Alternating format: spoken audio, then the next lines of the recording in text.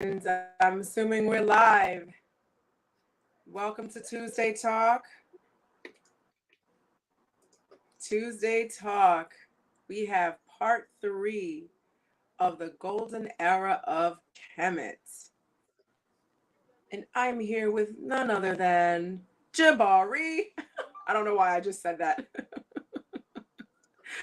Our Ntepi from the Shrine of Ma'at, based here in Harlem.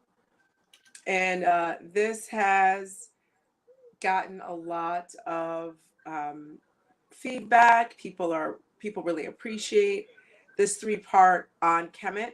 So I just want to say thank you for joining and thank you for making this successful. And I'm glad that everybody's here and that you're learning something.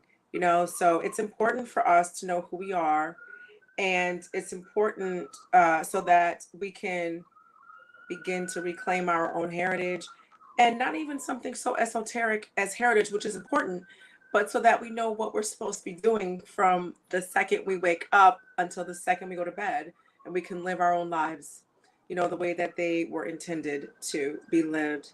And Ntepi Jabari,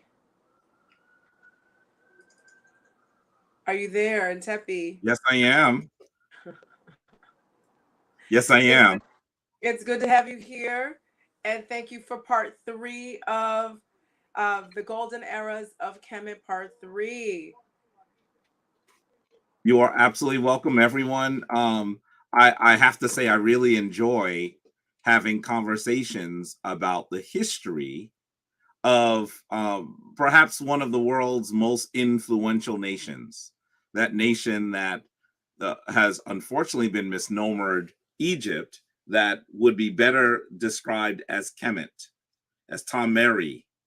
And I'm truly hoping that what we'll do is we'll have a wide-ranging discussion about this important nation today.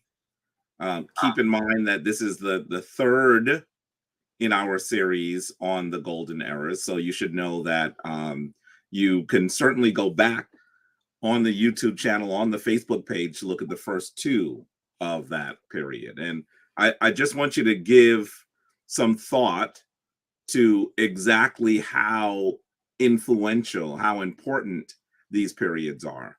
There are lots of reasons why we should discuss their importance. There are tons of them. It's certainly more than one. And part of it, let me give you a few really quickly. One of the reasons why I would say that it is important to know these periods is because when you are able to when you're attempting to understand the history of a nation that lasted literally for over 3,000 years, sometimes there's just a lot of information to digest. And when you're trying to digest that much information, it can become confusing. I know many people, I teach a college level course on ancient Kemet. I know many people who often say to me, where should I start? I'm not exactly sure where to begin because it really feels overwhelming. And Abut Seshat has heard me say this a bunch of times. When I say, do you feel overwhelmed by the history of Kemet? And they say, yes, I say, good. You should feel overwhelmed. It is not a small matter to talk about one of the world's greatest civilizations, an African civilization, and think about just how extensive it was. It is not easy to do that. But having said that it's not easy, that doesn't mean that there aren't some guides, some ways to try to have a better understanding. And so what we'll try to do is continue this conversation on what it looks like to have a better understanding of ancient Kemet, because in some ways that's what we're trying to do. The other reason why I would say to you that it's important for us to become extremely familiar with these periods is partially because there are those who would like to represent ancient Kemet as something other than an African civilization. That's right. That's right. And one of the reasons why, one of the things that they try to do is they'll focus on folks that we know are questionable in terms of their African heritage.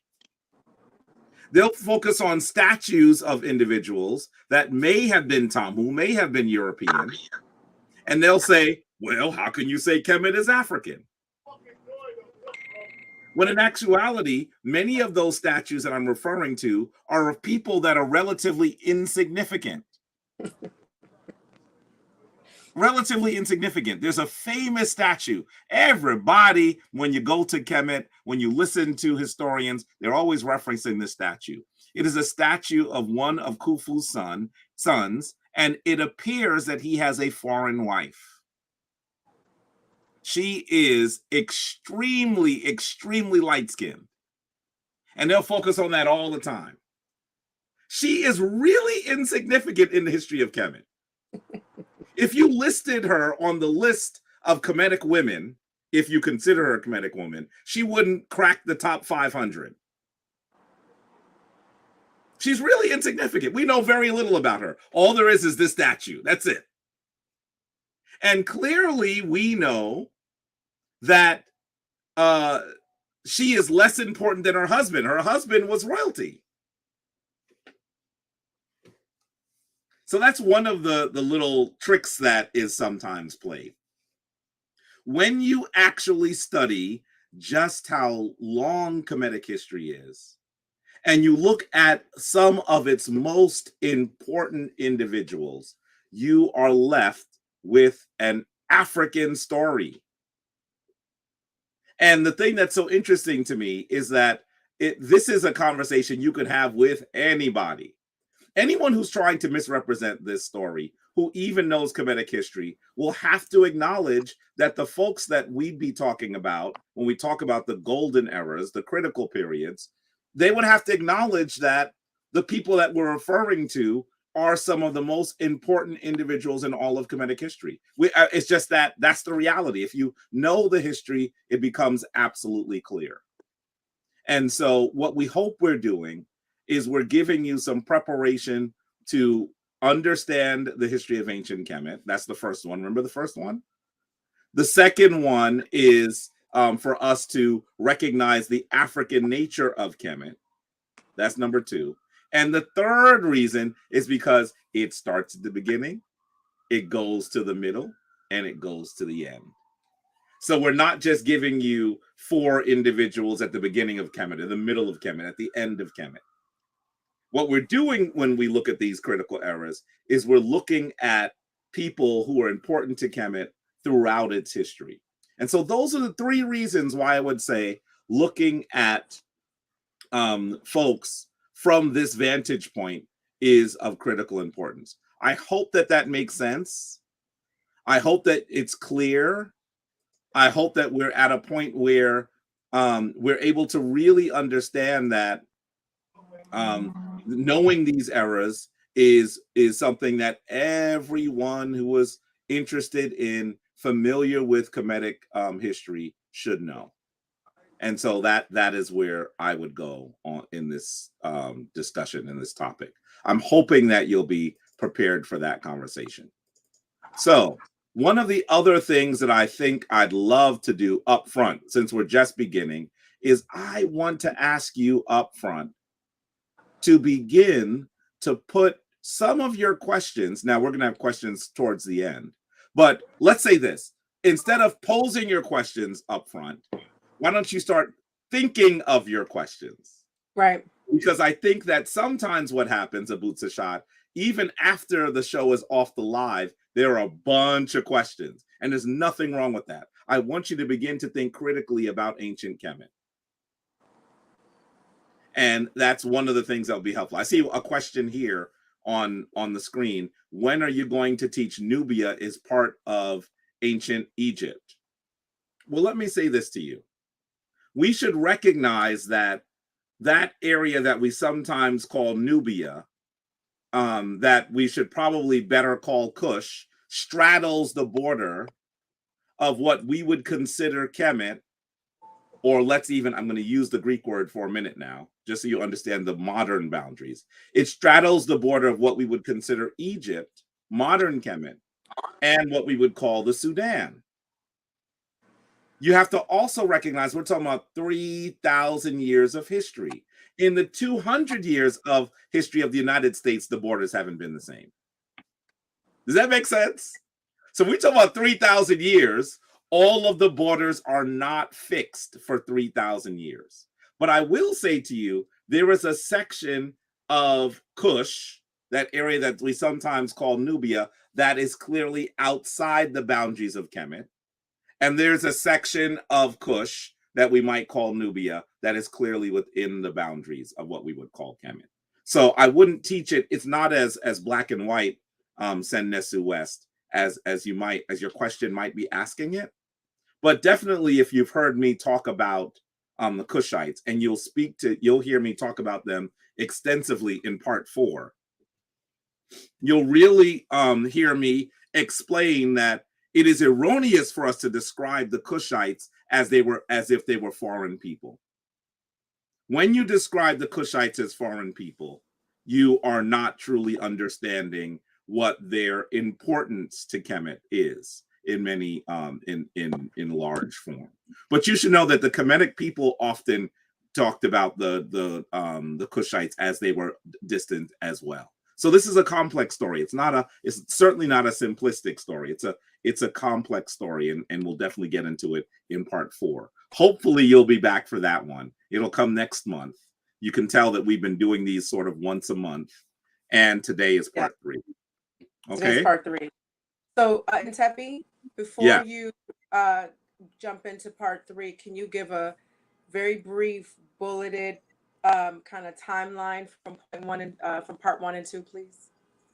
Yeah, I think that would be helpful, right? Unfortunately, one of the things I've been searching for, here it is. Let me not search any longer. What I was looking for is my picture of the 4 eras. And one of the things that happens when you teach classes is you got probably too much stuff, right? That's just the reality. You end up having too much. And definitely, I could honestly say that I probably have too much. And so sometimes it becomes a little challenging to ensure that all of what I'm looking for is always handy. But we're going to do 2 things in the outset. We are going to show you an image of the 4 eras, and we're also going to put those 4 eras into what we could probably consider into what would probably be best described as a timeline of ancient Kemetic history. And as we do that, hopefully what we'll be doing is we'll be making this even clearer. It'll become even clearer for you. It'll make more sense, and we'll do it in that manner as well. So let's start with the 4 golden eras, because that is what we're talking about. Sometimes I call them the critical periods. And as we look at this, what you really are going to recognize is, once again, that these periods are really as important as important comes in terms of ancient Kemetic history. So let's take a look at this. I'm going to share this image. Here we go. So as you look at this, this table, you should know, comes directly from my book, 7 Little White Lies, A Conspiracy to Destroy the Black Self-Image. And so you'll hear a lot more about this. If you want to read more about it, it's part of the book. And it's in the chapter that says that the ancient Kemetic were Europeans, essentially. And so this is a good way to look at it. So in our first discussion, we talked about that first column, and that is the history of Kemet under the unifier of Kemet. And that man, as you can see, is known as King Narmer, also sometimes known as Menes. And he's the person that put Kemet together. The reason why I think that looking at his image is so important is because you will see discussions about King Narmer. And I find it very interesting that while you see an image of, you hear discussions of King Narmer, they will rarely show you. Yeah, you will rarely show you his image. This statue is in the William Flinders Petrie Museum in London. And I've actually gone to London to see it. Whenever I say that at Abut Seshat, I always think, why did it not have the picture ready of me looking at it? Maybe by the end of tonight's class, I'll show you that picture, because I went to that museum for the express purpose of finding this statue. And I'm going to tell you, it's just simply sitting on a shelf somewhere. I Now, walked past it 3 times and then had to go back and ask where it was. And they were like, it's over there. I was like, no, I was over there. Like, it's over there. So finally, I had to really look carefully. It's just sitting on the shelf. The image of the only statuary, the only 3-dimensional image of the founder of Kemet is just sitting on a shelf like anything else in London. I think that's fascinating. It's walking distance from the British Museum. Folks who are really passionate about this, you should do some of what I do. Is I go around the world looking for the artifacts. I was inspired by that great elder, now ancestor, Runoko Rashidi, to do that.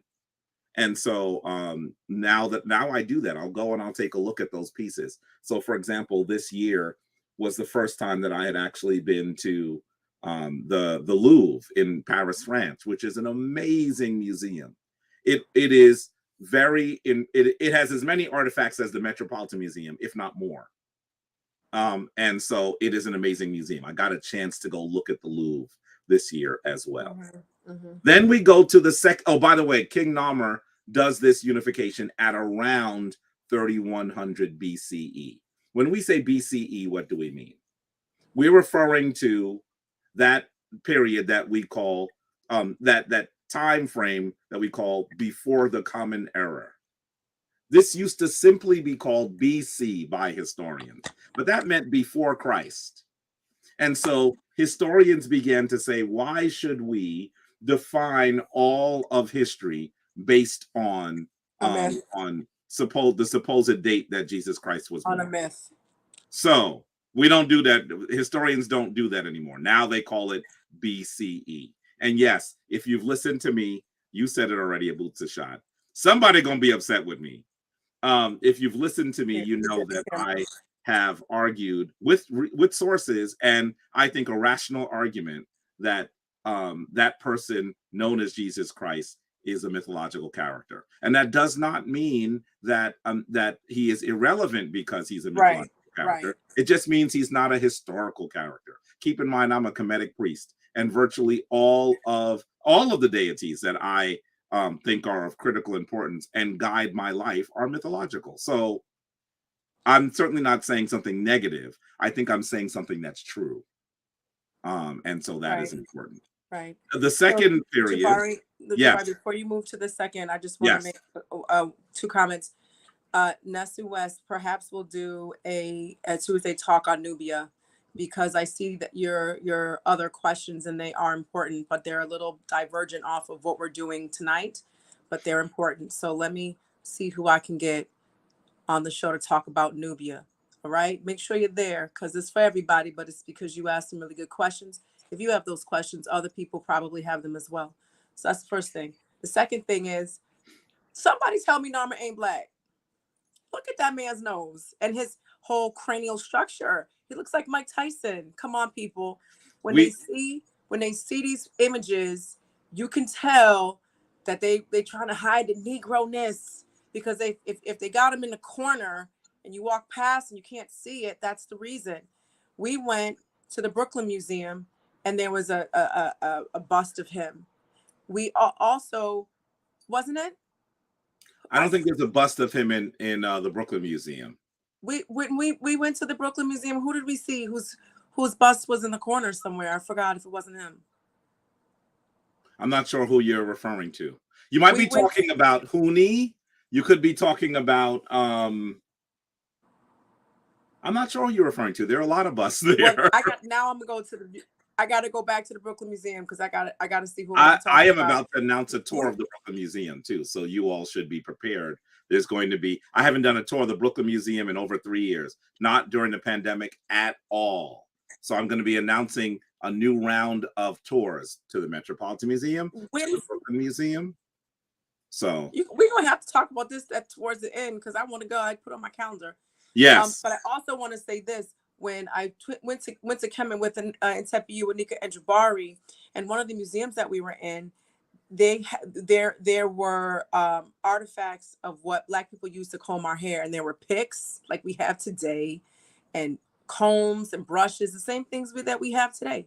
And you saw images of dudes with waves, because it's the same hair, and there was actual hair from actual African people, actual Kemites, and it was kinky and curly and coily and all the types we have today. And it was like over there somewhere on a table looking like that's in the Metropolitan Museum. That was in the Metropolitan. That part was in the Metropolitan Museum, but the other part where they had that in the museum in Kemet was also not prominently displayed. Oh yeah, you're talking about the hair room in Kemet. I'm sorry, I missed that part. Yes. That's more hair than in Metropolitan Museum. That's a whole lot of hair. That's right. But it was like over there. Like, yeah. Like, it's kind of in a hallway that no one goes to. Right. Some of the best artifacts, and Abut Seshat will acknowledge this as someone who has been to Kemet. Some of the best artifacts, some of the best places in all of Kemet are places that no one ventures. They just don't go. And that's part. It's not because of the folks who are going per se, because they don't know what they're going for, right? Someone is guiding them. But the reality is, when you don't know the history, how do you know which artifacts to go see?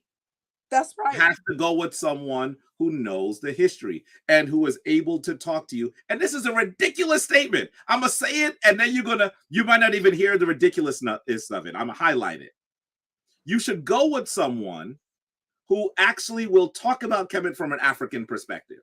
That's right. Now, most of us are going, yeah, that's good. But imagine if I said to you, don't visit Paris unless you go with someone who has a European perspective. You would say, what? Don't go visit London unless you know someone, you're going with someone who has a British perspective. You would say, huh?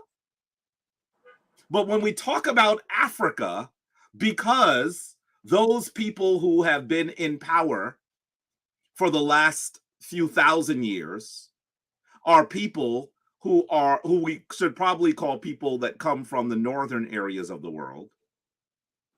They have been able to tell the history that virtually everyone in the world has been utilizing. That's right.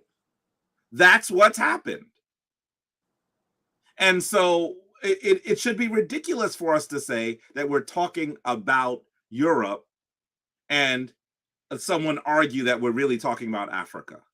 But in actuality, when you come to Kemet, there are people who are skilled at describing Kemet as completely apart from Africa. I remember when Anika learned the Medu originally as a young student at Cornell University. She unfortunately, her first instructor was a man who I believe was Jewish, a European man. And he did not want her there at all. And he stood at the board and drew a picture of Kemet and then drew a picture of the nations around it. And if you looked at his drawing, he drew, without the rest of the continent of Africa, he drew the Mediterranean region. He had drawn Rome and Greece. He had drawn the Levant area. He had drawn all of that without drawing the rest of the continent of Africa. You know how skilled you have to be able to do that, Abut Seshat? Do you know how much time you have to do, how much time you have to spend staring at a map and extracting it from its literal physical reality to be able to draw a picture like that? Jabari, so couple things. You know what I'm about to say. And I'm gonna and then I'm gonna remember. Preparing me for something, you gonna beat somebody else. Anika would say, "What's your name?" The gymnast, which means speed of tongue. So we're gonna move on. And Sean is trying to politely shut us up and guide us back on. Tell us to get back on to the yes. We're about to get on topic, y'all. So let's get into it. You got the and let me say to you folks, if you want to be around people who are going to just have these conversations regularly, you will notice that like most of the people in the chat are people who are initiates of the Shrine of Ma'at. We have these conversations regularly, right? We're focused on ancient Kemet.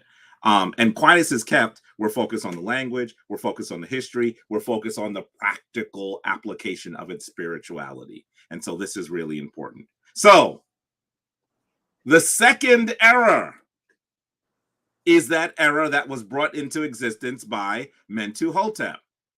Kemet has a fall, a great fall that occurs. A great fall that occurs at the end of what historians usually call the Old Kingdom.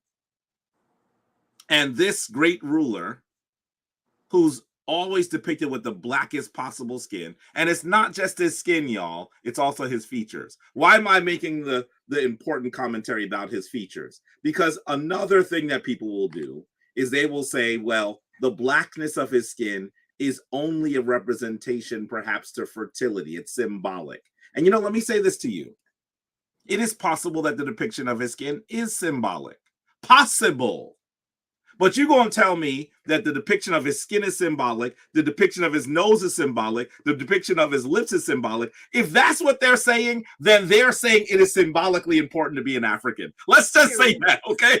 Period. So it is once again an argument that if you knew nothing, it would sound ridiculous. And if you know a lot, it also sounds ridiculous. Then you know it's ridiculous for sure. Yes. So it is just one of those things that you will continue to hear that we need to continue to rebut. So then the Middle Kingdom occurs, led by this man named Mentu Hotep, and there is another fall. And in that fall, then we begin to see foreign people in control of Kemet. We begin to see foreign people in control of Kemet. And when that happens, then what we are seeing is a period where perhaps I would call this the first, let's describe it as the first recorded African rebellion. We see a rebellion of people who are native Kemetic people, and they rise up and expel the foreigners. That's what we're going to talk about a little bit tonight. And then let me just, so I can tee up the final period. Then we're going to talk about the time that those people that should be known as the Kushites come forward and put Kemet back together after it is in disarray as well. Those are the four critical periods of Kemet. And I'm going to say to you, there are some people who would even add others. They would add other periods. And when they add other periods, guess what happens? You get more Africans, not less. Not less. And I'm going to say to you, Abut Seshat, we talk a lot about the people who are sometimes called the Ptolemies. A lot of people talk about Cleopatra and what occurs during that period. And I'm going to say to you, it is in many ways bizarre to me. It is bizarre to me that we spend a lot of time talking about her, because first of all, you could argue that she comes into existence after Kemet is a powerful nation. You can make that argument. You can certainly make that argument. But in addition to that, not only is that very important, but when you look at what others did that was really important and really generative of what we would consider Kemetic history, we have to recognize that she doesn't even crack the most important periods at all. And I say that without any enmity towards her whatsoever. That's just the reality. The reality is that her period of reign is really not, it's insignificant. And in some ways, you could even argue it is just when foreign people are in control. That's the argument that I think we should understand, and we need to really become extremely aware of. So let's get to our conversation for this evening. Our conversation, you can see, is on that third period. That third period. So what are you looking at? You are looking at the image of a man named King Amos. King Amos.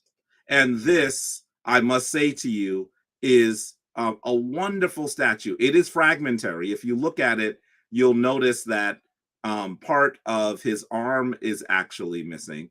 I'm going to say to you once again, I knew this image, and when I look at it, he looks young. It is now believed that this is an image of him when he was still the prince. So yes, I think it is meant to be a young man. This statue, let me ask, before I even start telling you things, I need to also know how much work y'all are doing. Where is that statue of King Amos? Who knows where it is? And if you know where it is, have you seen it? That's my first question. Have you seen it? It is in an important place. I'm hoping that as you are familiar with it, you're going to recognize that it's in a place that most of us have not been. Where is the statue? Who knows?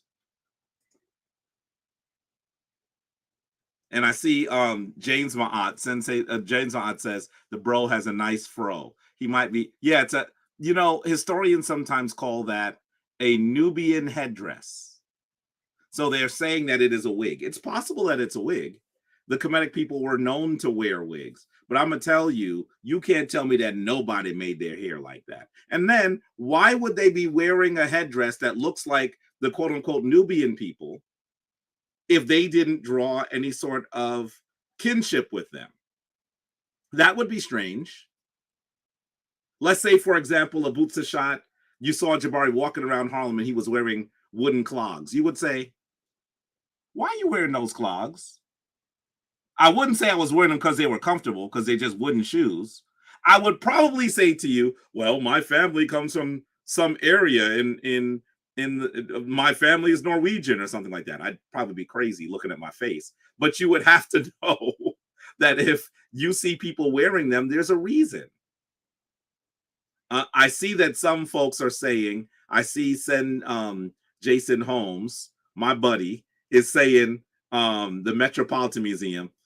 And he knows that if he's talking to Jabari, it's probably helpful just to say the Metropolitan Museum, because it's my home museum. It's just a little way from here. I ride my bike over there. I have walked there. However, this is not in the Metropolitan Museum. It's not there.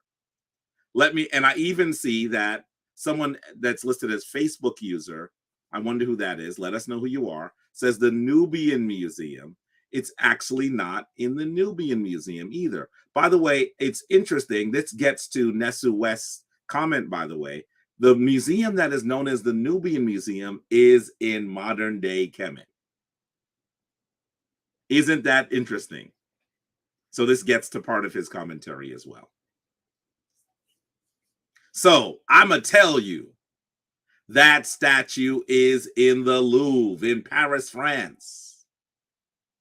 It is in Paris, France. And so hopefully you will you'll become more familiar with some of the pieces that are there. There are wonderful, wonderful pieces that are in the museum. So let's get to the point where we're running down the history. Let me put up the slide. Give me a second here. I want to set it up for you. You should know that this conversation, in many ways, is part of, once again, the college level class that I teach on ancient Kemet. And this particular one is on the class is called 3 Millennia of Excellence, by the way. And it is on what I call the epic African struggle for freedom. And as we talk about these Africans who lead this rebellion, I want to also, let's put it in context as well for a quick second. I want to show you this image.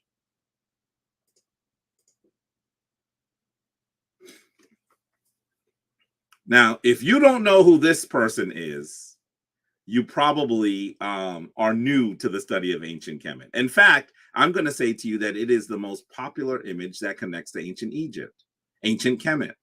So I would assume that you know who that is. This is an image of this ruler that is often called King Tut, King Tutankhamen. Now, why am I showing you this person? He is extremely well known,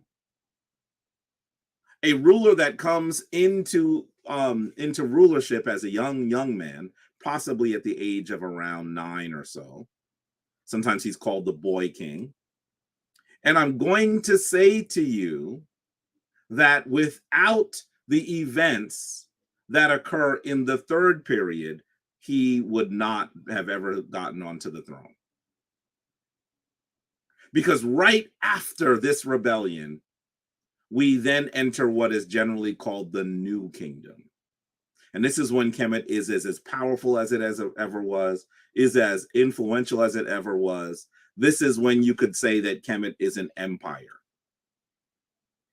And so I want you to recognize that this person would not have actually been able to move to the forefront of our understanding of Kemet were it not for these Africans that I'm about to talk about tonight. Also, this person. Who is this person I'm referring to? Anyone know who that is? This image is less familiar. I want you to tell me who this person is. Who is that? I wonder if you know. Notice that the chin is a little smaller. The cheeks are a little bit smaller. Maybe this person looks a little smaller with reference to the size of the crown. There's a reason. You should know that this person, I argue, is the most powerful person in Kemetic history. In fact, I would even argue that she's the most popular person in most powerful woman, perhaps in all of human history. I see Sinet Tisha says that it is Queen Hatshepsut. I see my dear brother, Daniel LaRoche. How are you, dear brother? Also has said Hatshepsut. Correct. That is Queen Hatshepsut. And of course, I could ask you where this statue is, but I assume that some of you clearly know. I know that this is probably an easier question. So that's why I'm not going to ask it. No, let me stop. If you know where this statue is, where is it? Why am I mentioning where they are? Because in order to truly understand this story, part of what you should do is you should actually go to the places where they are and study. And I see Sinet Tisha says, she says she learned from the best. This is in the Metropolitan Museum. Yes, here in New York City.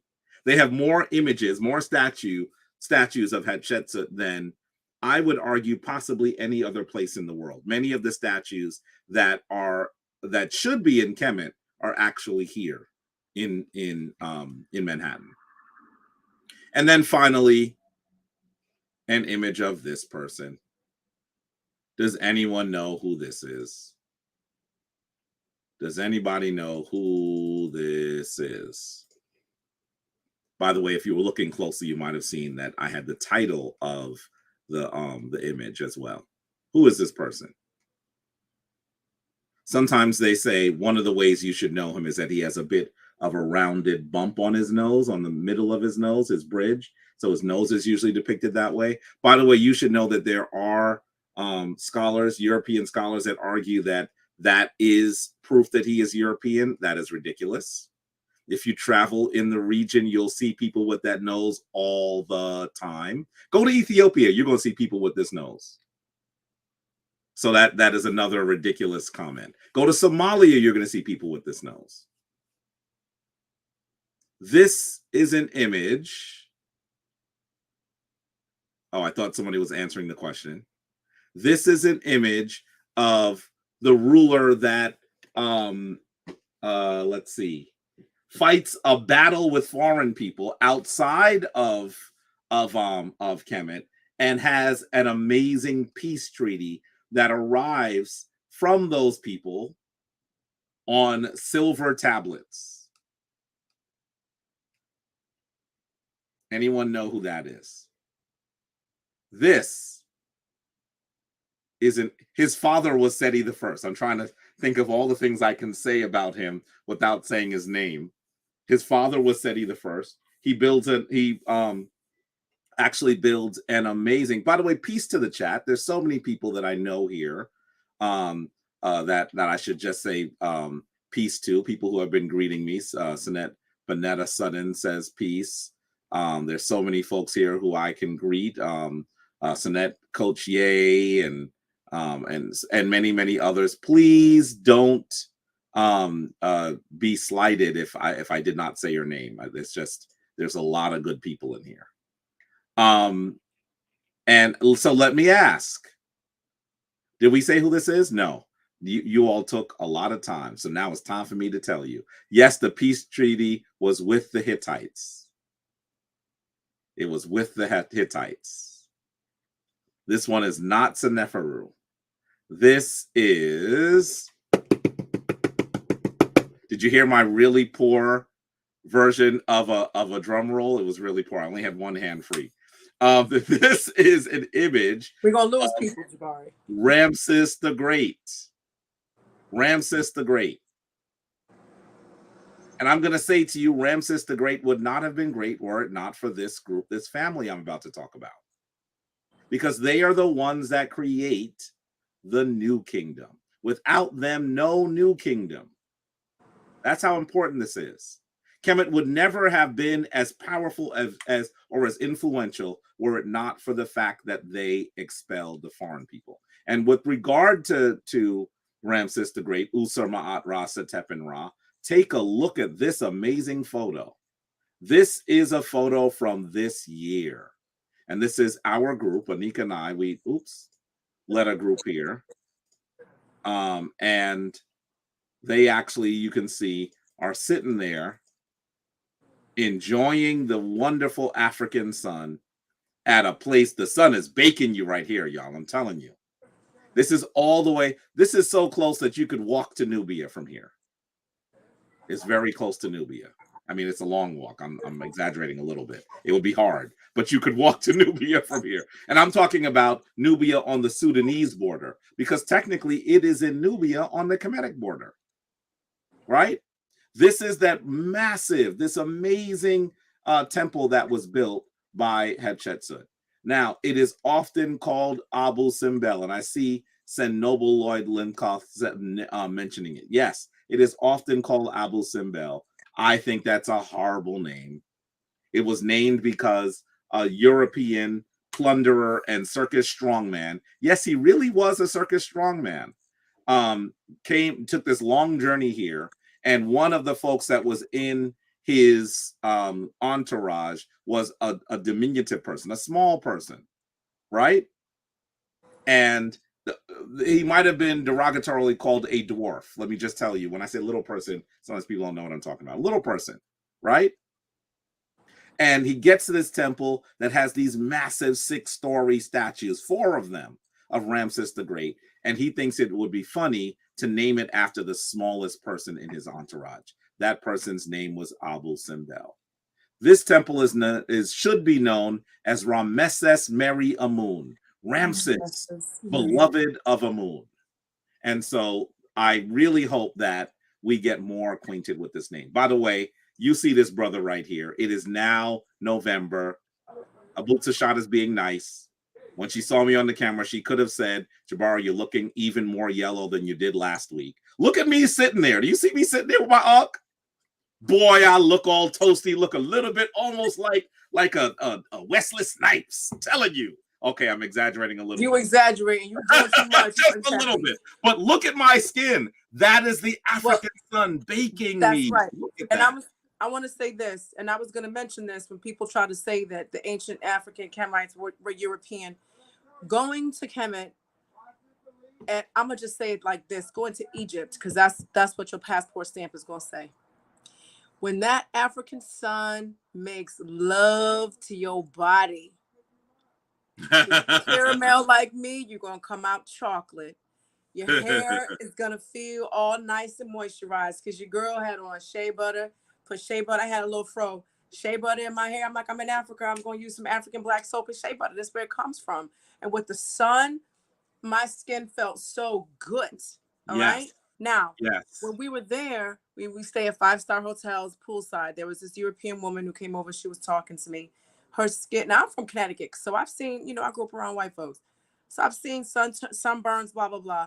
Her skin was red and leathery, and she had these bubbled up blisters.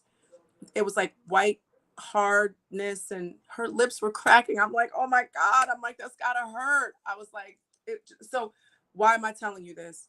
There's no way, there's just no way that you could live in that with Rob beaming on you all day, every day, and maintain their skin. It is physically impossible, and I've seen it with my own eyes. I've seen what the sun does to white folks' skin in Connecticut, okay, where I grew up. And Egypt and Africa, come on, people. It's that alone shows you that that's just simply not possible. When you see something like that, it sticks with you. Trust me, I had never seen anything like that before. So they can, whatever, it's just physically impossible. I That's think all I that want to say. Baba Heru sometimes says that that Kemet is the sun's hometown. He says it a little bit differently. It's like, this is where the sun was born. This is where the sun was born.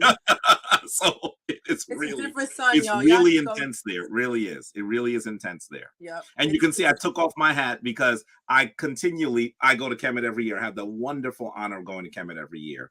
And often I will tell people to wear a hat, because if you don't, sometimes you'll get sunstroke. But I have to intentionally take off my hat because I don't want to come back here and have a face looking like Leslie Snipes and a head looking like who's really light that we know that's in our Elder community. Barge.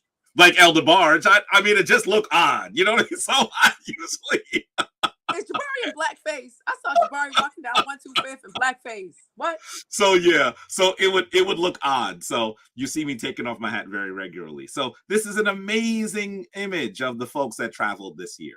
By the way, I noticed a question by Daniel LaRoche, my dear brother. He said, when are we going to Nubia? Let me say to you, it is in the works.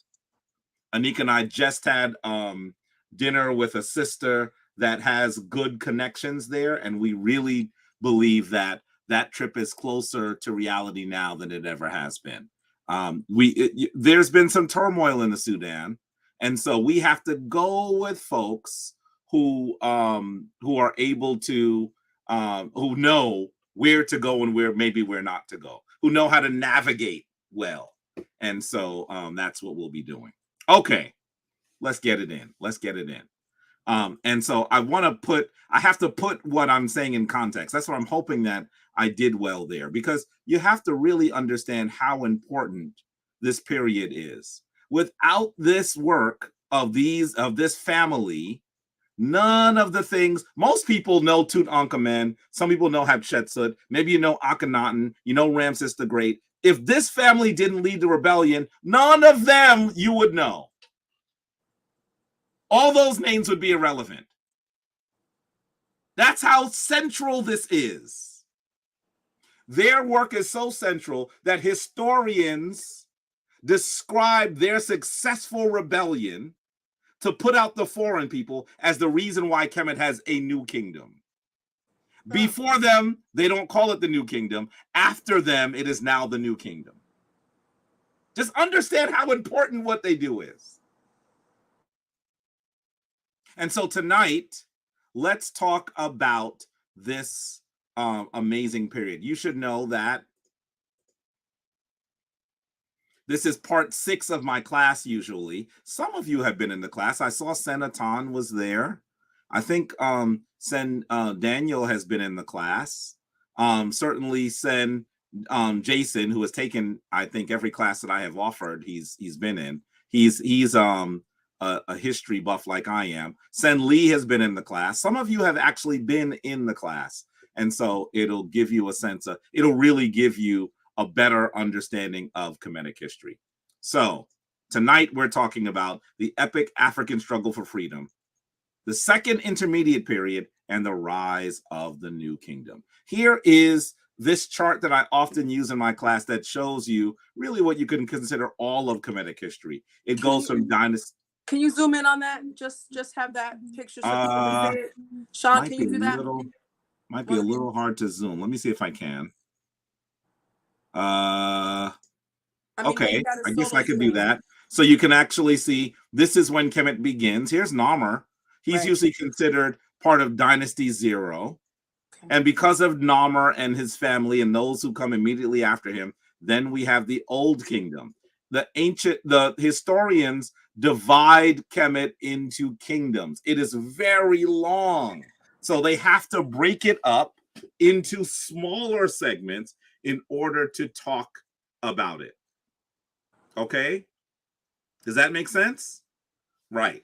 So then you have the Old Kingdom. Then I told you Kemet falls apart in the first intermediate period. Then we have, it leads to the Middle Kingdom. This is where Hotep and his father, grandfather, and great-grandfather, together with him, lead Kemet back into glory.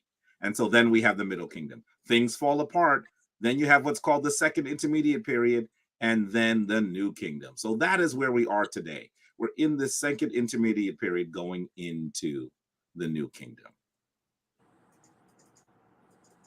Okay, I zoomed in. There we go. Move forward from here.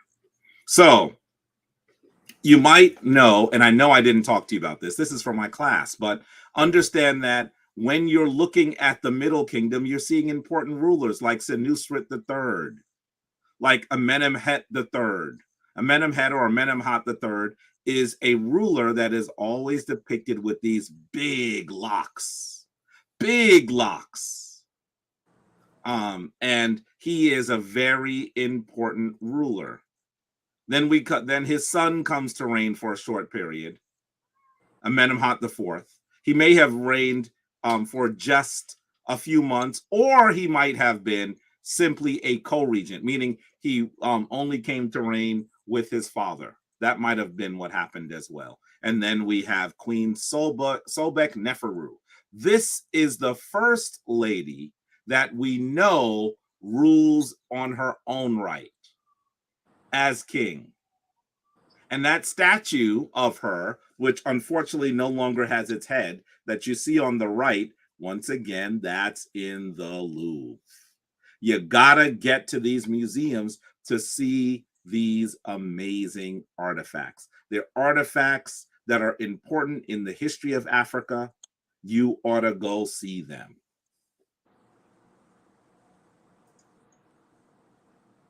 We have a few other rulers that seem to be very insignificant in some ways. There's a king called Hor or Heru, another king named Nehesi. By the way, his name kind of means Nubian. So it's possible that he might have even come from further down. But when we get to the 15th dynasty, this is what we find. We begin to see these folks that are known as the Hyksos, come into Kemet. What you're seeing on the left is a recreation of the image. It's a recreation of the image. Let's see if I can get you the actual image. What I want you to recognize is these folks come into Kemet because they are dealing with a famine in their land, and they are allowed to come into Kemet. They're allowed to come into Kemet. The Kemetic people take no issue with them coming in. Here is an image of the actual, this is a picture from the tomb of Khnum Hotep III. Khnum Hotep III. Take a look at, here is the actual. Can you see it there? That's the actual image. That's the actual image. We don't see it, Jabari. Oh, sorry. I didn't do one more click. There you go. And you can see they're coming with children. They're coming with their wives or other ladies. You can see if their clothing is a little different. Very interesting. These are the people that you see. Now, these images are the reasons why I say that the Hyksos that are coming in, they seem to look very similar, and it is possible that they are kind of tannish or brownish skinned, right? So sometimes people ask me, were those people that we should consider the early Hebrews, more on that in a second, were they people of European descent? And I usually say we would probably consider them people of color, but I don't know whether we would consider them Africans. But just understand this is this group of people. So you can see here that on this recreation of the tomb, you see these are supposed to be Kemetic people, allowing them in. And their name is right here. Hyksos really means something more like desert princes. That's how it should be. That's how it should be depicted. And I want you to understand that as they come in, they become very enamored with these small Keper statues. You know, the tiny Keper, it's a beetle. You might have heard it called a scarab. Scarab is a Greek word for it. They actually do this kind of scroll work on the back. If you look here, you'll notice that it has scroll work here. And here, this is the Keper of Amenhotep III. Now you see all this writing on the back. There are many historians who argue that the Hyksos people were illiterate. What do I mean when I say that? Sometimes the term illiterate has taken on a negative connotation. I don't mean it in a negative manner. What I am saying is that this is likely before they have a written language, because we do not see any writing. We don't see any of their language in writing. And so it seems that they may have been pre-literate at this time. And so as they're coming in, they're allowed to come in under the reign of Senusret the second at around 1900 BCE. That is when we see them. And you should know that we even have an image. In that image, you'll even see the person who leads them. His name is generally rendered as Abisha. So he seems to be the person that is in charge of them. Abisha. He's the person that leads the Hyksos in. And I think that it's fascinating that we also have his name. Let's see, I'm pulling it up. Here we go. This is Abisha. You can see the word that's meant to be Hyksos right up here. This is Abisha. See the little reed leaf? That's the A or the I. The boot here, the foot is the B, And honestly, I can barely even make out these glyphs here. I'd have to see it closer to see what those glyphs are, because it's kind of rubbed out there. But I can see this is his name. It says Ab. I'm assuming that there's another reed leaf here, maybe. And I don't see the folded. Well, I'm not exactly sure what this glyph is. I can't see it very clearly there, but you can clearly see these two.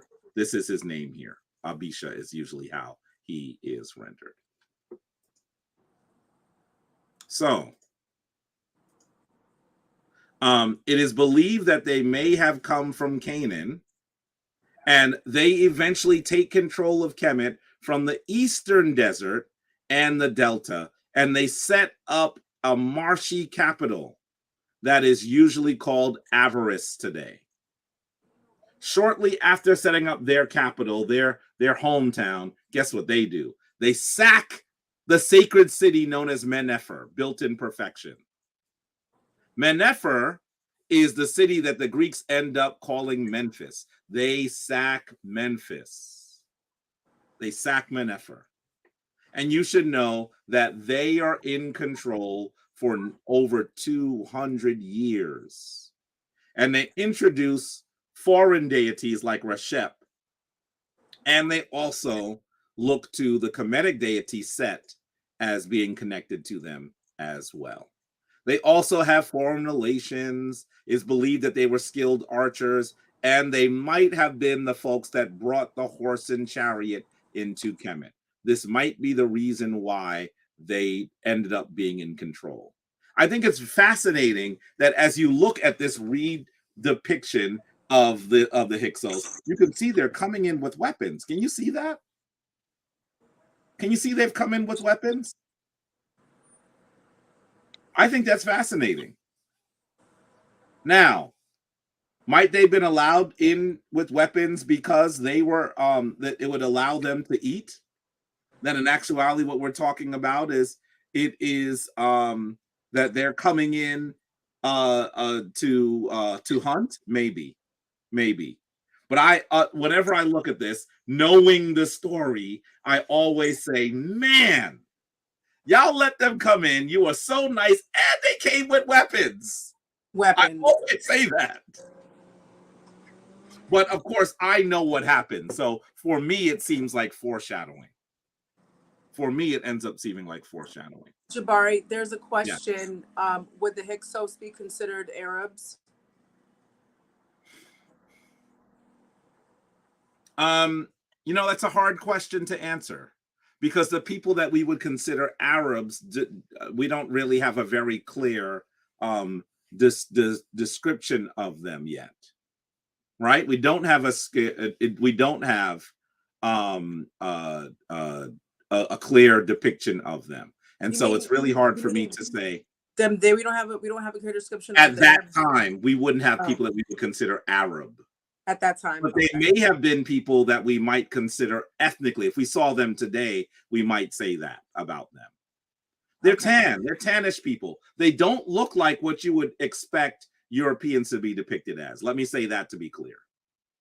But I don't know whether you would depict them as Africans. Now, when I say this, I get into arguments all the time with the Hebrew Israelite community for lots of reasons, and they're not happy when I say that. I'm saying, look, I'm just looking at the image. You tell me what you see. You tell me what you see. The concept of race doesn't exist in the world yet. All I can do is look at how they're depicted and try to make an assessment from that. That's all I can do. Now, I see Boss Trucker says, how did they do that? Were the Egyptians pacifists? Absolutely not. We know the Kemetic people at this time actually had battles and wars during this period. I think that the Hyksos came in and slowly they gained control. I don't think it's not like they came in on Tuesday and on Wednesday they were in control. I don't think it's that. That's not what happened. It takes some time in order for them to come into control. And there are many who argue that it might also be because they have the chariot, which allows them to have an advantage. Okay. So you should know that as the Hyksos are in control, they become extremely arrogant. Most of their influence is in what we would consider the North today. Their influence does not really go all the way down to southern Kemet or that area that we would have considered upper Kemet, right? Keep in mind, for those of you who are a little bit newer to the study of Kemetic history, upper Kemet is in the south, lower Kemet is in the north. Why? Because the Kemetic people would have said they were in South Africa, not in North Africa. Their orientation was different than the Europeans who ended up creating the maps that we use today. But I want you to understand that as they came into this place, there was a small area all the way in the south of Kemet, around that city, that the Kemetic people called Waset. By the way, here's another question. I'm trying to see if y'all are on your toes. Let's see. We called the city that I'm going to refer to Waset. I want to ask you, what did the Greeks call that city? And what did the Arabs end up calling that city? What did the Greeks call the city known as Waset? And then what did the Arabs who come in later during the Muslim invasion end up calling it? By the way, the name that the Arabs use is where we get the modern name of that city today. Okay, so further into the interior, we actually see that there is a group there's a family that still has a lot of influence in this city of Waset. And if you know Kemetic history, I'm going to say to you that Waset is one of those places, whenever things get really messed up from Kemet, in Kemet, usually people who are in control of Waset, they usually are the ones that end up bringing Kemet back into divine balance. This is important. Let me say to you, I'm seeing DZ Ankh says Thebes and Luxor.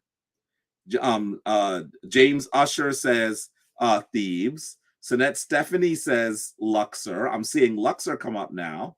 You should know that that city that the Kemetic people, our Kemetic ancestors called Waset, which means something like the seat of power or the seat of dominion, that place then ends up being called Thebes by the Greeks. You are correct, those of you who said Thebes. And then when the Arabs come in after the Arab invasion, they look at the ruins of the city and they think that those ruins are palaces. And so they start calling the city Al-Uqsor, which means something like of the palaces, right? Al-Uqsor. And eventually that Al-Uqsor becomes what we call Luxor today. So today when we mention Luxor, we're talking about that city. Now let me say to you, what they were seeing were not palaces, those were Kemetic temples. Massive Kemetic temples, like the Temple of Karnak, which should be better called Ipet Isut. And the wonderful temple that is known as the Luxor Temple today that should be called Ipet Risiet. So you should know that that is what they were seeing. They weren't palaces, they were temples, but they were amazing, amazing places. And you should also know that Luxor is where we get the modern word luxurious from. So when we say something is luxurious, we're referring to that city. I know it's a derivation of an Arabic word, but understand that even in ruin, that city is beautiful. Even in ruin, that city is beautiful. So just understand that that is where we're talking about, okay? And keep in mind, this is the same region that the ruler in our second period comes from. Remember we talked about Mentu Hotep II? He also comes from this region, this place as well. So this family who still has control of that region, very interesting here, folks. Guess what happens? They're just living it up down there. And the Hyksos ruler in the north, a man named Apepi, becomes offended that they're living it up. And he sends a letter to the patriarch of that family. And essentially that letter says, your hippopotami are keeping me awake at night. You know, I'm going to tell you, many of you hearing me say this are probably saying the same thing I normally say. What the heck does that mean? I'm going to tell you, I think that it's like throwing ancient shade. That's how I describe it. Because remember, the Hyksos were very connected to Set, the deity Set. And the hippopotamus was one of the images of Set. So it's almost like he's saying, guess what? We are the followers of Set. And that animal that's connected to Set tells me that y'all are getting uppity. That's kind of what he said. Well, this patriarch, a man named Sekenere Tau, or Sekenere Ta'a, sometimes his name is rendered as, the second, he's offended by this. He's like, wait a minute. I'm a native person, minding my own business down here. I already don't think that foreign people should be in control of Kemet. And you have the nerve to tell me that I can't mind my own business and live in prosperity down here? You know who that sounds like? Who does it sound like? That sounds like the colonizers. Oh, oops, I'm sorry. I mean the gentrifiers when they complain about black Everything. folk. Yeah. Boom, everything, everything. Black folks living, right? A little Black black folks child selling water, right? Oh my minding. goodness, this little child doesn't have a permit to sell water. Why is she selling water here? Someone ought to do something. That kind of stuff. Yes. Oh Right. my goodness, there are black people in the park. It looks like there's chicken and ribs. You need to come. Please come quickly. That kind of, it does sound a little bit like that, doesn't it? That's what it is. It's the Well, same guess thing. what happens? Yes, that king's name was Apepi. That was his name. The Hyksos king name was Apepi. Apepi is the one that sends the letter. He's the one that sends the letter. Sekenere Ta'a or Tau, Sekenere Tau says, you know what? We got to get rid of these foreign people. They should not be here. He goes to his war council and he says, let's get rid of them. His war council says they are too strong. But he says, no, foreign people should not be able to be on the throne of Kemet. So he marshals his army and he goes to battle with the Hyksos. And guess what happens? He gets almost immediately slaughtered. He loses badly. In fact, you're seeing an image here of his hastily sahufied, hastily mummified body.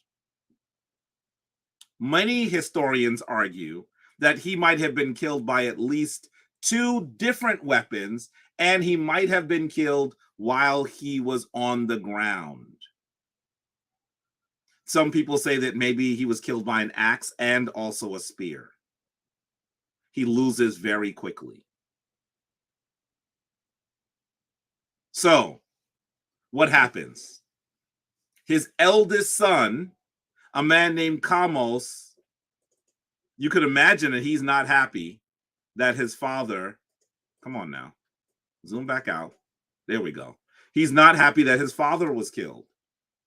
But he comes into control of the region, control of the city of Waset. And what does he do? He then says, well, I'm going to be a little sneaky about this. They killed my dad. I have not forgotten. But when he comes to reign, he sends them tribute. He sends them tribute. And then, as soon as they think that everything is back to normal, with them being the top dog or the top hippo in the region, guess what he does? He begins a rebellion again. And he has a lot more success than his father does. But he still is defeated in battle and killed. He's on the throne of this city. Maybe he's more like a regional ruler for about 3 years, and he is also killed. And you should know that it is believed that the war council suggested to him that it was a bad idea to fight them. So this is hard. This is not easy. Extremely difficult. Can you imagine that the patriarch of a family is killed? And that his eldest son is killed? Think for a moment about what that would have been like as a family. By the way, as painful as you could imagine this must have been for the people, imagine what it was like for the family. This was very difficult. And you should know the next person to rule, to be in control of that region, was very young, was a child. So that instead of having someone that could pick up the pieces from Kamos, you could imagine it almost seems like the rebellion must be over, right? But who would you be forgetting? You would be forgetting that the wife of Sekenere Tau, the mother of Kamos, was still there. That's what you would be forgetting. Let me go past this. Here we go. That's who you'd be forgetting. And I'm going to say to you that as this great lady is still there, she must have been in great sorrow. She must have been quite upset and angry. She is in control of Waset on behalf of her son, and she doesn't cozy up to the Hyksos. She goes to war. She leads the people in battle. Her name is Queen Ahotep. Queen Ahotep. Powerful, powerful lady. Now, I'm going to tell you, when I look at the Black Panther series, and I look at Queen Ramona, I look at the queen of the Black Panthers, of T'Challa's father, T'Chaka.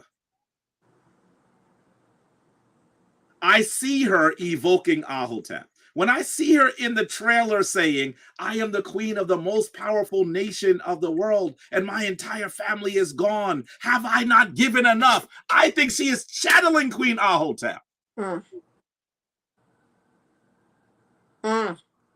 She is channeling Ahotep. And I'm going to tell you, I guarantee you that the folks that wrote that are familiar with Ahotep. I guarantee you. This great lady doesn't simply bow down, she fights. She gets on a horse with an axe and continues the battle. And I'm going to tell you, she fights long enough successfully that her child, who she's ruling on behalf of, becomes old enough to join her in battle. That's how successfully a strategist she must have been. And together, they move, they kick out, they expulse the Hyksos. And so take a look at this person here. This is King, oops, I've gone too far. Went back too far. Here goes King Amos. That's the head of King Amos right there. That's Amos. And Amos actually, when he gets old enough, joins his mother, and together they lead a terrifying assault against the Hyksos. You're seeing an image here on the right of him sitting nose to nose or eye to eye with the Tsar. Together, they kick out the Hyksos. This is an important story. I hope that you recognize that when we're talking about this great battle, you are hearing an incredible rebellion of native people. I love this story. I could tell this story all day long. And I'm saying to you that when I was in the museum, in the Egyptian museum, I actually had the opportunity. I was telling this story. In fact, all morning I was talking about Ahotep. All morning in our morning lecture before going out to the museum. And when we got to the museum, I'm going to tell you there have been folks that have made fun of me saying this, but it is what happened. I'm going to say it again. If they want to make fun, they can. I got to the museum and I'm talking about the pieces in the museum. We get to a certain part of the museum and the group is kind of behind me. And I'm looking forward to figure out what we're going to talk about next. And I hear a woman's voice. I don't know what she said. I just heard a woman's voice, right? I look over to the direction of the voice. I assumed it was Anika. But then I said, wait a minute, Anika is behind me. Curiously, there was no one in that part of the museum. And when I looked up, I saw the Neb Ankh, the coffin of Ahotep.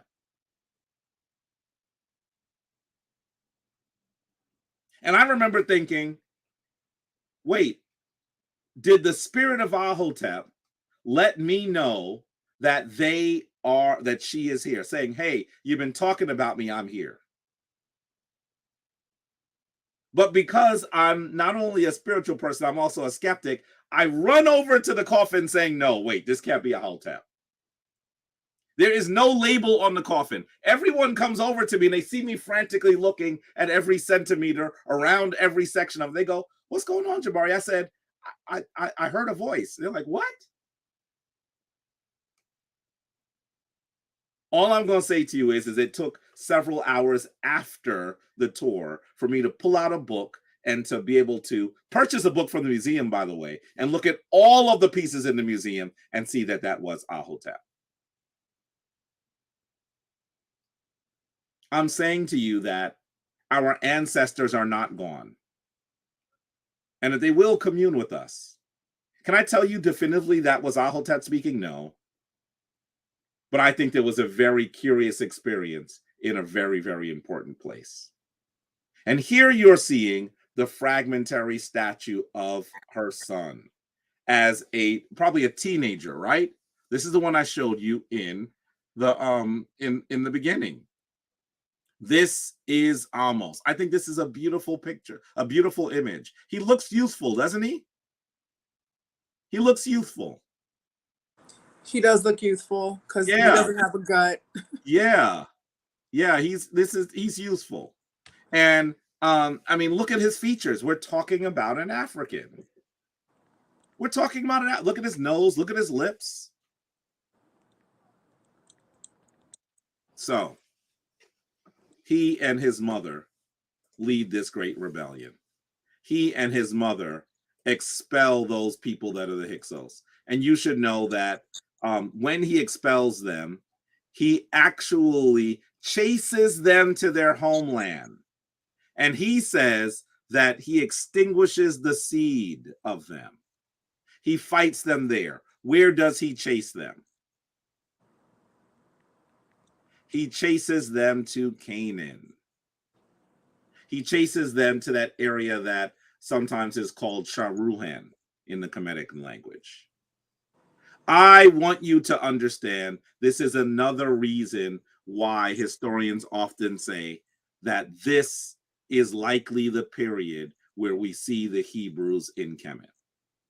And I want you to know this is the period that has actual remains of individuals, that has textual evidence from people in different cultures. This is the period where we see the artifacts that prove that this is a historical story, not a mythological story. I'm glad you said that. I was just getting ready to ask that. So this is Jabari's still talking facts right here because you can prove it, and other people recorded it. And I'm going to tell you, there's a group called the Egypt Exploration Society. They were founded in the UK. And they were founded for the express purpose of searching all throughout Kemet and also in the Eastern Desert to look for what? Evidence of Hebrews and Jesus? They were looking for evidence of the Hebrews and their wanderings in the desert for 40 years. They searched for darn near 200 years. Guess what they found? Nothing. They didn't find anything. I want you to recognize that the story that you might have been more familiar with, the story that you see every Easter on major networks. In fact, sometimes people say that it is the second most watched event on television after the Super Bowl. Did you hear what I said? This is the Ten Commandments with Charlton Heston playing Moses.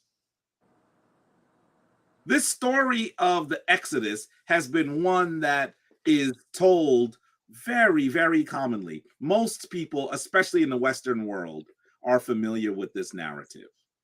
And I'm going to say to you, we don't have any physical, textual, or artifactual evidence of his existence. Or genetic. We don't have any of it. This story is the one that we have evidence of. This is the story where they fled Kemet and were chased by the Kemetic people. And in this story, nobody gets swallowed by the sea. almost gets to where he's going with his army, and he fights the Hyksos on their ground and defeats them. So Jabari, I just Yeah. want to jump in and say, can you name that society again? You said Egyptian Exploratory Society. It's called the Egypt Exploration Society. Can you The put that in the chat? The Egypt Exploration Society is what it's called. Now I'm going to tell you, I just used an article from their journal, and I think it's very interesting that the article from their journal basically says, guess what? We don't have we have evidence of Kemetic text in the Hebrew Bible. Folks, I just want to say to you that when you look for something, you might find some stuff that you didn't expect you're going to find. And that's the reality. That's the reality. So we see King Amos and his mother Ahotep come to reign. And we see them do some incredibly powerful things as they are in control of that region. We see a great lady who in great power defends her people, avenges her husband, avenges her eldest son, and secures the place in history of her youngest son. And it is after that, you should know that historians consider the father of Amos and the older brother of Amos as part of the 17th dynasty. But when Amos comes to reign, they call him the 18th dynasty. Now, I know that there are many of you that are saying, I thought a dynasty was a family of rulers, right? That ruled together in succession. That is correct. Why do they say that Amos is in a different dynasty than his father and his older brother? Because he is now on the throne by himself again. And so they create a whole new dynasty for him. And the 18th dynasty is the dynasty that begins the new kingdom. The 18th dynasty is where we see Hatshepsut. The 18th dynasty is where we see King Tutankhamen. The 18th dynasty is where we see Jehutimes the first, Jehutimes the second, Jehutimes the third. The 18th dynasty is where we see Akhenaten.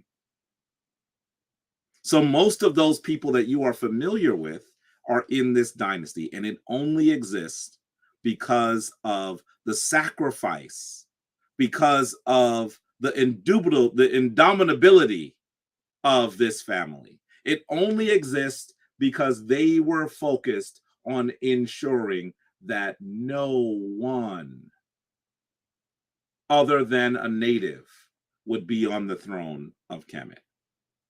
This is extremely important. And I want you to recognize that this is an extremely important period in Kemetic history.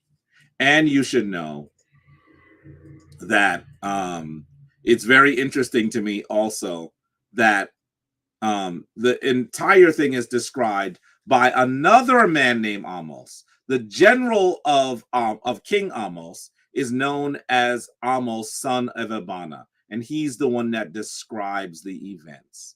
And then after that, Queen Ahotep receives the highest order of military success, called the Order of the Golden Flies. The Order of the Golden Flies, because of her success in battle. And we see that Amos takes as his wife his sister. Now, I want to be clear that she is either a half sister or a full sister, but she's his sister. This is not uncommon in groups of royal people in the ancient world. But her name is Queen Amos Nefertari, and she is extremely important. She becomes known as the second prophet of Amun and the divine adoratress of Amun. She is she's not only a queen, she is not only a princess, but she becomes one of the most powerful people in all of Kemet. And she is also depicted with the blackest possible skin. It is believed that after her death, she is elevated to a divine ancestor. And she is worshipped for hundreds of years. People say her name as a great lady. It is the work. It is the battle that this family leads that allows us to get to this wonderful place. You should know that I think it's very interesting that there are probably 4 or 5 major films that depict Cleopatra, an irrelevant person who is not even Kemetic. You could argue that she's Greek, that she's at the very least a Ptolemaic ruler. But there has been no story that shows Sekena Retau, that shows Kamos, that shows Amos, that shows Ahotep, that shows Queen Amos Nefertari. And I think one of the reasons why we don't hear their stories, while we haven't seen epic novelization of their legacy, is because they are Africans and because the people they are battling are likely the early Hebrews. Who's going to tell that story? And you should know that their names also were prepared for epic novelization. They have subtitles like Amos the Brave, Kamos the Strong. So they really are ready for someone to do a movie. Can't you imagine seeing Denzel Washington chilling and having a good time, and then he gets a nasty letter, and he says, no, the people that are going to be on the throne are going to be the Kemetic people. And then he decides that he's going to go to war. Couldn't you imagine seeing that movie? I know I can. Why has it not been done? Why has it not been done? Couldn't you see Amos as Michael B. Jordan? Why not? And I used to always say that Queen Ahotep, this is before Black Panther, before the movie, I used to always say, you know who should play Queen Ahotep. It's so funny that she's playing Queen Ramona. And I think that you should know that I truly believe that they felt that they needed someone of her heft. When they speak about Ramonda, they needed to get someone who was going to be able to play her well. Who am I talking about? That lady Angela Bassett, who in the way she moves has a quiet nobility, but also has the gravitas in her voice that she could be powerful. And when I see her in the trailer speaking, I go, that is Ahotep. She's upset. And she's in control, and she's going to be sure that she rights the ship. We ought to know the stories of those Africans who gave everything for African nations to be glorious. We ought to know their stories and know their names. We ought to be pouring libation and burning candles to their legacy. Because I'm going to tell you that I know that African people have been catching hell for a long time. I live in the hood like you live in the hood. I know that we have really been downtrodden for a long period. And I want to let you know that if we just think that we have been catching hell for at least the last 400 years, there are periods of time that Africans have actually been catching hell. And if we look at what they did to be victorious once more, if we celebrate their victories, perhaps it would give us the audacity to believe that we could be victorious once more. I think that we ought to know these stories. We ought to know their names. We ought to pour libation. So, family, with that, we've talked about the third great period, the period that we see the king of Kemet decide that it's time for native people to be on the throne once more. And we saw what he paid for attempting to bring Africans back into power. We saw what he paid. And we saw that his family continued his struggle until he, as an ancestor, was victorious. We've now gone through 3 of the 4 critical eras. When we continue this discussion next month, we will be talking about King Shabaka. Those great rulers that we know as the Kushites. Those great rulers that we often colloquially call the Nubians. Those great rulers who I believe understood that the African was going to see difficult days ahead. And they began to try to hide those things that were going to be important for your reascension, Ramech. They began to secret away those artifacts that they thought would help you understand who you are in your greatness. When we come back and we talk about the Nubians, I think you're going to be excited by that story as well. That's right. So I don't know what you'd like to do now, Abut. What? You know, I was looking in the chat, and it seems, we had. I want to thank everybody in the chat. You guys were asking questions, answering each other's questions, and really keeping the comments lively and educational, answering Jabari's questions. It was a really good chat tonight. I want to thank you for that. That helps add to the experience of watching Tuesday Talk and watching it live. Someone had asked a question, and I was looking back and I couldn't find it, but it was around the time when you said that you had heard the great ancestor speaking to you. And then someone in the comments said that, and forgive me if I'm not paraphrasing it correctly, that you heard a voice or you heard something as well. Are you crazy? No, you are not crazy. I have heard a voice as well. I was staying at my mom's house, and I heard someone say my name. Mm-hmm. And it was clear, just like how I'm speaking to you right now. So I got up, I looked. I knew that my mom couldn't say it loud enough for me to hear it through both doors. I peeked in her room. She was asleep. The dog was asleep. The dog didn't say it.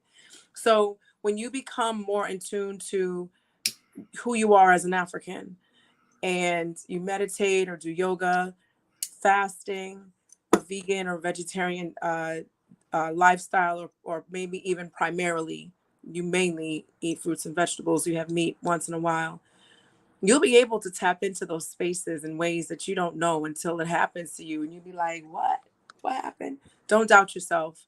And no, you're not crazy. Don't doubt yourself. That's And what I happens. honestly think I need to do more work, because I would have liked to be able to know what she said rather than just to hear her voice. That But it was her, even right? as a Exactly. Kemetic high priest, I have to do work, right? I have not arrived. I'm still a work in progress. And I really want you to know that I think that as we continue to think about and meditate on the greatness of our ancestors, I would not be surprised if they say, my goodness, I've been waiting for such a long time for you to remember me. Here I am. I truly believe that they are waiting to have dialogue with us. Mm-hmm.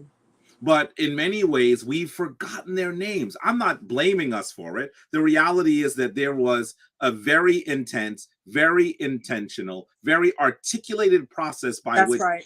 to disconnect us from our legacy, from our ancestors. And I truly believe that it's time for us to be confused no more. It's That's time right. for us to begin to open up our ability to do your altar work. I'm talking, this is a Shrine of Ma'at platform run by a priestess. You know very well that I could speak a certain way to y'all that I couldn't speak to another group of people. Do your altar work. Maintain your ancestral altars, so that you are able to get connected to the traditions of your African ancestors. This is important. That's right. That's This right. is important, because when we are focused on what they did, we're going to recognize what we can do. It's just that simple. It's If that simple. someone is able to deconstruct, to destroy, to erase your history, you don't know about what you did when you were having different struggles. You don't understand what you're made of. They can tell you anything about who you are.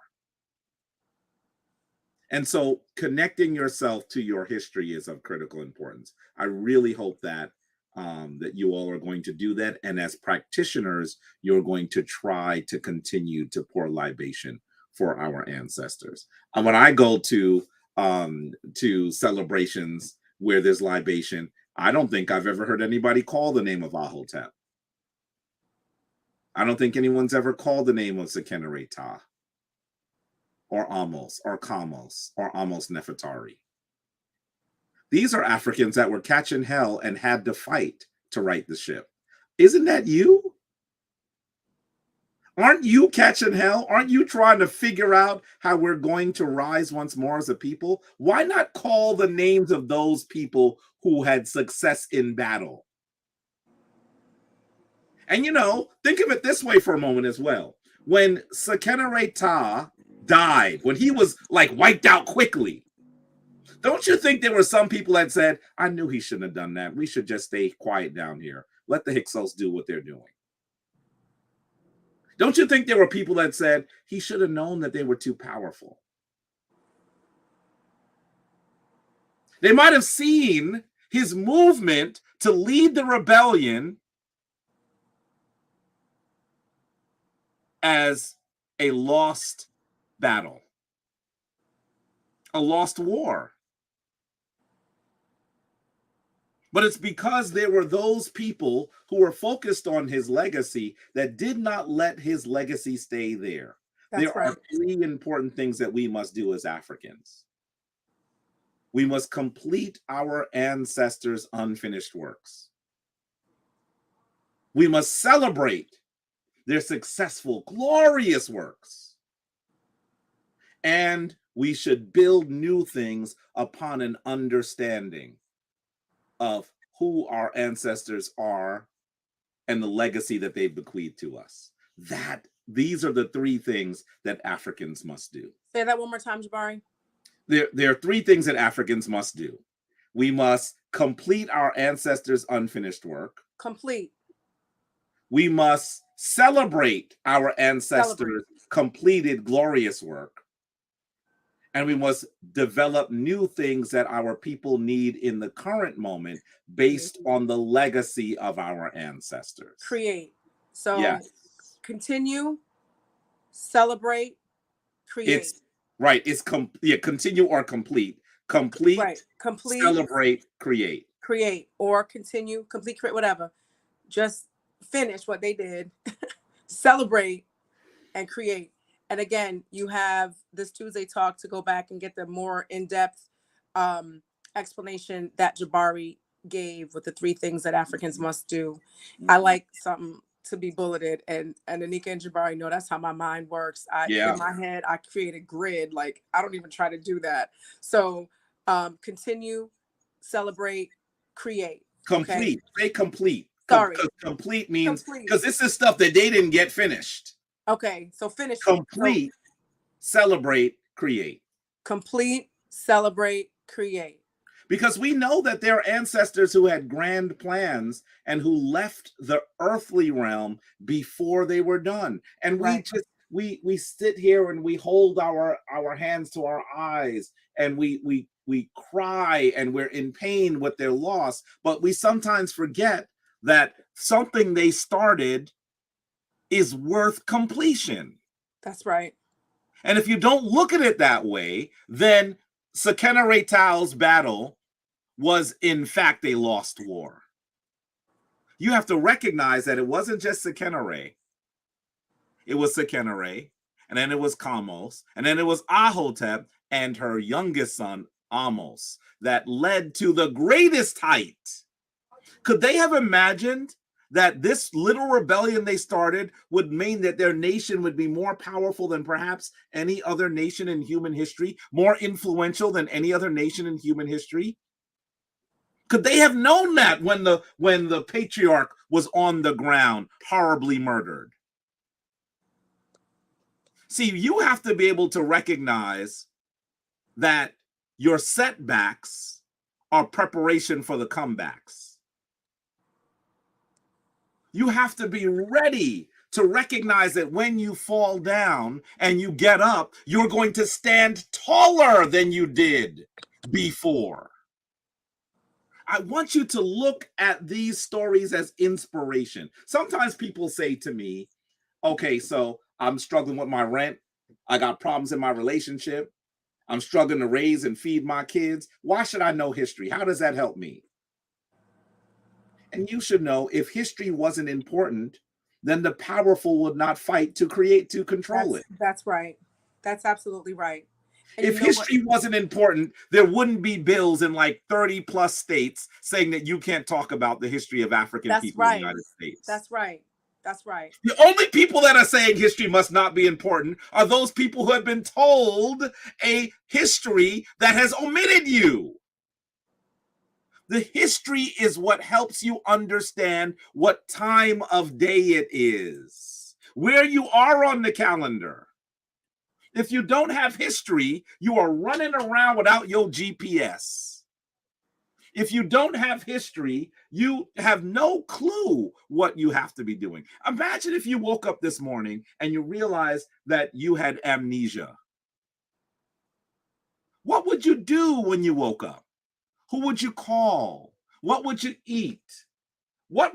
Did you pay your rent? Is this even your house or your apartment? Where am I? Imagine that. Right. Do you Right. know the confusion you would be in? Well, I'm saying to you that there were a powerful group of people with powerful institutions and powerful nations that sought to send the Africa into global amnesia. And I'm saying to you, because there are groups of people like you on a Tuesday night when you could be watching other stuff on TV And you that are are focused on African here. history and the That's history of your right. ancestors, it means that the amnesia was unsuccessful. And That you may not people, remember it all, but you know that there's stuff that you ought to know. and I want to say that Tuesday Talk and guests like Jabari are a part of us waking up from this amnesia. I want to say thank you for all of you for joining. I want to thank Stephanie Lewis for hitting up the Cash App. We don't do this for money, but we need money to do it. So thank you so much for joining us for Tuesday Talk. And your work is to complete, celebrate, and create. And we will see you Before next she's Tuesday. closing out, wait a minute. She mentioned her Cash App. I'm going to tell you, Abut Seshat has been doing great work. I'm going to just say to you, as the head of a shrine, I said to the priest of the shrine, we need to do some things during this pandemic because people are trapped at home. They're scared. This is a difficult time. Do some things. Somebody's going to be mad at me for saying this, but I'm going to still say it anyway. And my priest stepped to the plate. But only one of them is still doing what I asked for it to be done. And she's taking it to heights that I could not have imagined. And that is Abut Seshat. I'm going to tell you, Tuesday, I get calls about Tuesday Talk. People say to me, sometimes they might know me, they might be like, who is Abut Seshat? I said, if you know her name, you know who she is. What you mean, who is she? But they want to know the deets. Who is that sister that's doing that? So I'm telling you, Tuesday Talk has developed an audience of people. And there's several things that you have to do now. This sister right here that's spending her time doing this is not, the shrine ain't paying her. I wish we could. Please make a donation out of your heart just so that she can continue to do it. And I also need for you to say that I know that you know people that should have been here. Did you tag them? Did you send them the link? Did you like this video up on YouTube? Or did you think that these two Africans you see on the screen were doing all the work? Don't you know that you have work to do too? Please make sure that you are sharing these discussions, that you're making donations, and that you're continuing to support the incredible work that's being done here. Okay, I'm being quiet. I know you was trying to close. All right. There's really nothing much to say after that. Thank you so much, Tuesday Talk audience. Do your work, and I'll see you next Tuesday. Shemem Ma'at. Shemem Ma'at, folks. See you soon. See you soon.